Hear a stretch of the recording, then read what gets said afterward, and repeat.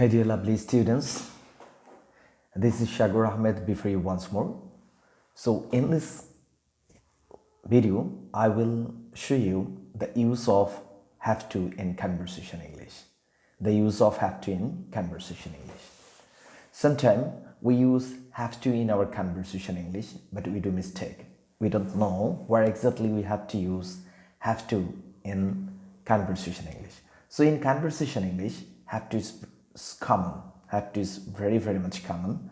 But if you know the proper use of have to in a sentence, then your conversation English will be smarter than the previous.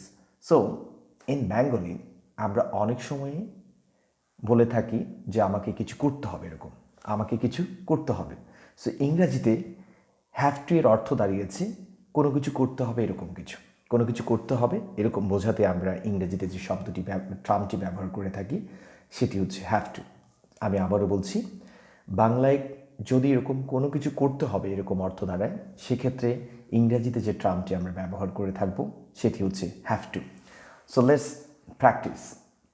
আমি যদি বলে থাকি আমার কথা বলতে হবে, আমার কথা বলতে হবে, আমার কি করতে হবে? আমার কথা বলতে হবে। আমি যখন বলেছি আমার কথা বলতে হবে, এই সেন্টেন্সটাকে যদি আমরা ইংরেজিতে ট্রান্সলেট করতে চাই তাহলে আমরা কিভাবে বলবো? আমি আগেই বলেছি কোনো কিছু করতে হবে এরকম বোঝাতে আমরা যে টার্মটি ব্যবহার করে থাকবো সেটি হচ্ছে হ্যাভ টু। সো আমি বলেছি আমার কথা বলতে হবে, আমার কথা বলতে হবে, I have to talk, I have to talk. আমার কথা বলতে হবে, তাহলে আমরা ইংরেজিতে কীভাবে ট্রান্সলেট করব? আমার কথা বলতে হবে, আই হ্যাভ টু টক। একইভাবে যদি আমি বলে থাকি আমার তাদের মানতে হবে, আমার তাদের মানতে হবে, আমি আগেই বলেছি কোনো কিছু করতে হবে এরকম বোঝাতে যে টার্মটি আমি ব্যবহার করে থাকবো সেটি হচ্ছে হ্যাভ টু। তাহলে আমি বলেছি আমার তাদের মানতে হবে, তাহলে আমি কিভাবে ইংরেজিতে ট্রান্সলেট করব? I have to অবে them, I have to অবে them. একইভাবে আমি যদি বলে থাকি আমার ইংরেজিতে কথা বলতে হবে, তাহলে আমি কিভাবে বলবো?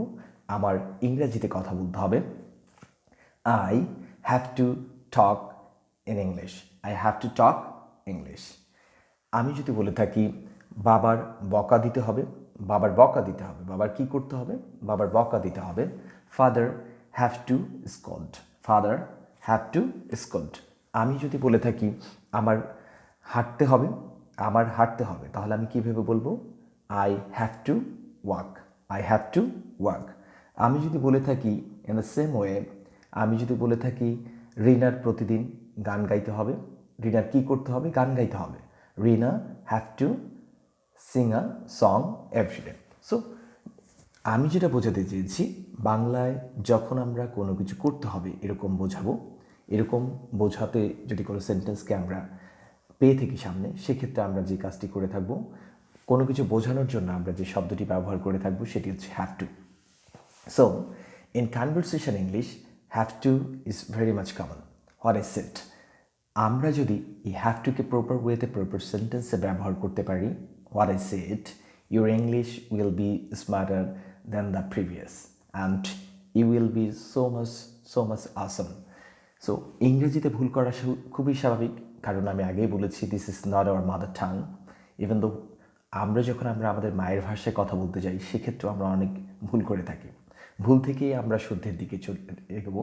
সো আপনারা যারা ইংরেজিতে কথা বলতে চান তাদের জন্য আমার সাজেশন থাকবে, just please try to start speak, কথা বলা শুরু করে দেন। প্রত্যেক দিন at least you should try to speak at least 5 minutes in English.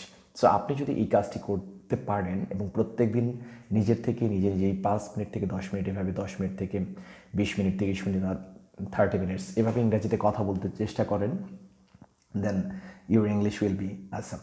So thank you so very much. Hopefully you will use have to in your conversation English, in your daily English, and if you can do that, I guarantee your English will be so much awesome.